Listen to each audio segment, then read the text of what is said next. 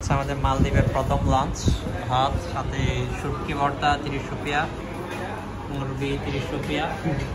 এর সাথে নিচ্ছি আমরা ফাঙ্গাস মাছ নিচ্ছি, তাও 30 রুপিয়া। তাতে আমাদের মেনুতে যা আছে সব 30 রুপিয়া, সাথে ভাত, তাদের একটা আইটেমের সাথে ভাতটা ফ্রি।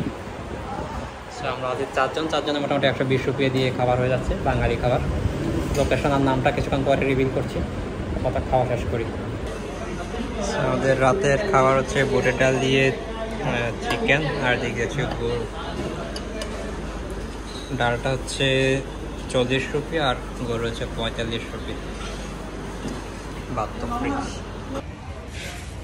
এই হোটেল থেকে আমরা আমাদের মালদ্বীপে প্রথম লাঞ্চটা সারলাম। আমাদের টোটাল বিল আসছে 130 রুপিয়া। তো আমরা 4 জন, পার পারসন 32.5 রুপিয়াতেই লাঞ্চ সেরে গেল। Best cost saving. আর এটা বাংলা রেস্টুরেন্ট, অর্থাৎ বাংলা খাবার পাওয়া যায়। আর এটার লোকেশনটা হচ্ছে জাস্ট এই মসজিদের ঠিক পিছনে। আর রোডটার নাম হচ্ছে আমি কি দেখি, রাবারুগাস মাগো। জাস্ট সাইনবোর্ডটা একটু দেখেন।